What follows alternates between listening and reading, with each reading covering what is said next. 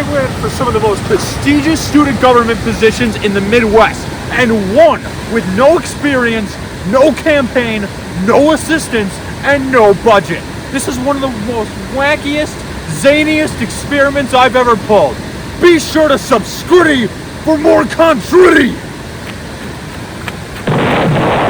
Right before we start, I'd like to give a shout out to my patrons, Cody Schuhart, Shiso Shimada, Lisa Meyer, and Sepekawing. If you'd like to be one of these lucky few and receive videos 1 week before they hit YouTube, be sure to check out my Patreon on the screen, in the description, and in the channel. If you do not have the money to spare, then it would butter my biscuit to see you like this video and perhaps hit that subscribe button.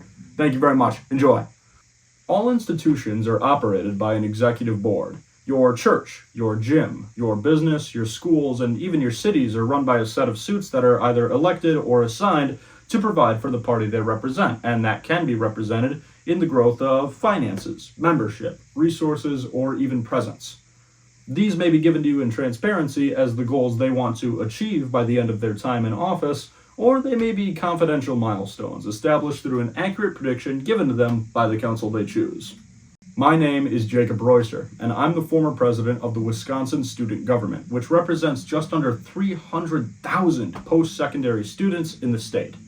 I was homeschooled during my early years and was very socially inept when I entered middle school, but the second I became aware of the concept of a student council, I knew that I was capable of doing the job. Of course, as the new kid who had not spent those early years establishing connections with the people around me, I wasn't publicly accepted and was quickly thrown into the category of the outcasts, looked down upon, ridiculed for engaging, and from the youth perspective, physically, emotionally, and socially repulsive. You know the kind.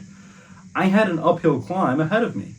How does one reach the top when starting from rock bottom? In this video, I'm going to teach you how I went from being a rough and tumble troublemaker to a state-level champion within only a couple of years, and give you promising upstarts advice on how to pull off a similar stunt of your own, with next to no social skill required, no need for any monetary investment, no crowdfunding, no profit, and no requirements to hold a position prior. In fact, no public speaking experience at all. With that out of the way, let's rise and grind. When you decide to run in any race, whether that be in a club, a small group of professionals, or something as large as a city or state level spot, you are engaging directly with the court of public opinion. And that's a powerful thing. The best way to think of it is as if you're in a job interview or auditioning for a role, and that you only have your initial impression to base the rest of your case off of. History is determined by those who are capable of leaving lasting impressions on even their most fervent detractors. And everything from the clarity of your message to the angle of your posture is going to play an integral part in how people react to your presence.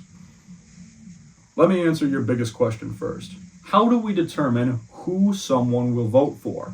The simple answer is say whatever they want to hear. The complex answer is almost identical. People want progress, security, stability, success. They want rules to play by and incentives to play along. These days, the concept of the campaign promise has become so outrageous that you can claim you'll do just about anything and secure a victory, even if it's not inherently honest. There's probably hundreds of thousands of people capable of doing that exact thing, but that's not what I want to focus on. Silver tongues, no matter what venom they spew, are capable of convincing even the most sure of men. I want to focus on the maybe thousands of great men and women who are capable of making a sustainable goal, achieving it in a reasonable time, and establishing what comes next without provoking that mass uncertainty. That is the fundamental difference between a seat and a legacy. When you approach your election, you need to know exactly what you want to accomplish, and in order to do that, you need to familiarize yourself with parts of your environment that you never thought you needed to know. Which brings me to my first point. There is no greater mistake made in the history of leadership than the assumption that you know everything. You don't, and most likely, you never will. No one person can be everything for everyone, which is why it's important for you to do as much research as possible in every field that your election is going to cover. When I went into high school, I didn't march into the first group of kids I saw and make judgment calls based on appearances. I took time to understand the powers at play and what I was able to contribute to them. Admittedly, when I was running for student body president in high school, I was in an extremely advantageous position. The school district I was enrolled in had found itself in a drought in regards to financial backing and youth involvement. Extracurricular participation was dwindling. Athletic participation was at rock bottom. Schools were consistently unable to achieve academic goals. Morale was low. Retirements were commonplace. Turnover wasn't fixing itself, and between you and me, the salaries they were offering to even their longest standing staff and faculty were not enough to maintain themselves and their spouses on, let alone a family. Most, if not all, of these issues were shared across every primary and secondary school in the system, and to this day, there's still plenty that goes unspoken for. This is the folly of the court of public opinion, I feel. Oftentimes, more complex and less entertaining issues are left completely unfulfilled in exchange for what those with the ability to do something about it may find more exciting. Keep in mind that when you speak on prevalent issues in whatever you decide to run for, the fundamental goal is to keep the reader or viewer's attention. Get emotional. Get loud. Stick to your numbers, but put emphasis on them. Most organizations of any scale have smaller bodies that perform more focused tasks. Sometimes this can be a single person, a committee, a social club, a union, an association, etc. These high-value targets were assigned because of their perceived importance to a given operation, and they are going to be your cornerstones to win your election. Reach out and schedule one-on-one conversations with them, and during these conversations, listen intently. You're going to want to leave these meetings being able to easily convey to a third party what your new acquaintance does and why it's essential to the operation and what you can do to help them. The best way to find that last part out is simple. You ask them. This is completely off the cuff. This is off script, but I figured I'd throw it in anyways because it's something to bring up. It's the very first mistake you make when you're trying to become a public figure. I had met with a group. I had understood what their purpose was, what their membership was, how far they've engaged in the past year, what events they went to, what sort of funding they brought in, what sort of activities they would like to do if they had the chance.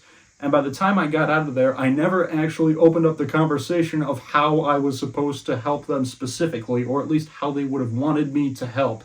If you don't ask, you're not going to have anything to go off of. You're just going to know that a group exists, right? They don't feel like you fully engage with them. They feel like they're just giving you like a status report of what their group does rather than, oh, how can we collaborate together? It's not going to work unless you ask. For the love of God, ask. Just ask questions. I beg you. If there's anything you take out of this video, out of anything at all, just start asking questions.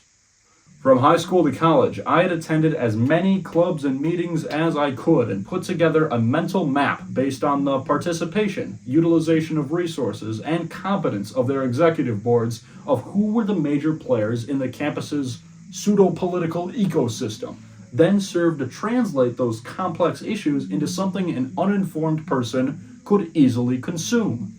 Everything. From student newspapers to speeches given at club meetings to starting and promoting events of my own that corresponded with the needs of the student bodies played a role in establishing that trust, presence, knowledge, and feasibility of my goals.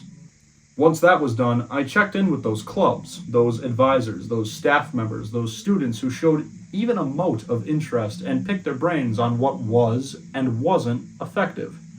Never let your position steer too far away from the body of which you represent. You may find yourself presenting solutions to problems that don't exist. So, you've had a strong approach and you've met the proper parties, and even if you don't have a much greater knowledge of your surroundings, you've still shaken the right hands and have a more defined position in the ecosphere. More importantly, the people who are closest to the heart of the issues are talking about you, and the fact that you're willing to listen. Becoming a leader is becoming a real possibility, but let's take a step back and talk about the role of a head honcho for a second. What does a president actually do? Well, it's a hard question, but here's how I like to look at it. A president is the head of an operation's performance, not the hands that perform. Your task is to know who to call for on specific situations and to have a Rolodex thick enough to handle any situation that's presented to you. In the words of a great man, you are not the guy. In a manner of speaking, you're the guy that knows a guy. When something is successful, you are the one that initiates the celebration and gives credit to the people who made it happen. Keep in mind, you should never organize a round of applause for yourself. There's no faster way to sink your ship than polishing your own mast, if you catch my drift. That said, it's hard to be a one-man relay for anything that requires administrative approval, and it's important to delegate those responsibilities among your people accordingly. Some places might call this an executive board, a committee, a cabinet, a council. All you need to think of it as are your top guys who are leading experts in keeping that gravy train chugging down the tracks. I'm not stopping. You ever hear the phrase, your network is your net worth? I'm going to put a spin on that. Your network is the only thing between you and the loaded gun known as the court of public opinion, and your royal guards need to be armed with everything they need to field the masses from giving you the guillotine special. As well, your relationship with your cabinet has to be amicable. Disagreements are inevitable, but can also often be avoided with being on the same page. For the love of all things holy, be clear and concise in your communication, because every statement you make to one person can turn into a telephone game fast. You're not always going to get your way, and that's fine as long as you can yield the results that your people are happy with. Let me repeat that. Not the results you might want, but the results that your people, the body you represent, are happy with. Who you pick will define the rate of what you can achieve with what you want to accomplish. Whenever I put together committees, clubs, and athletics in both high school and college, I made sure to make the chain of command as thin and precise as possible. I worked with a very select handful of people to accomplish specific goals, and oftentimes they weren't even the popular vote. I looked for down-to-earth men and women with the time and rationale to complete set tasks at a sufficient pace.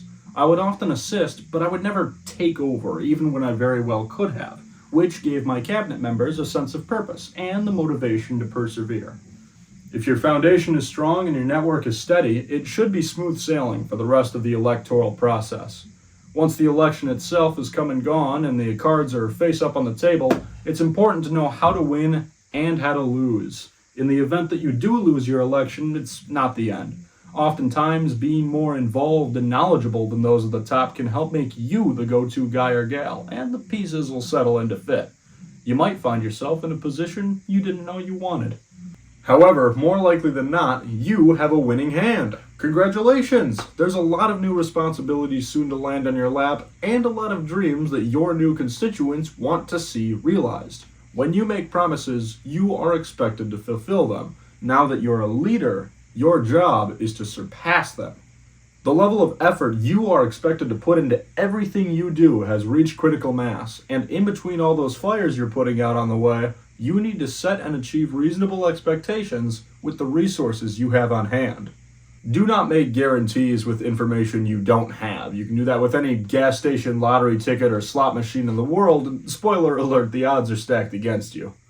Building something that people will remember, an operation that exists as a testament to your work ethic, something that outlives the time you spend in office, is a harder job than any election, but it can often get you a leg up in whatever you decide to do next.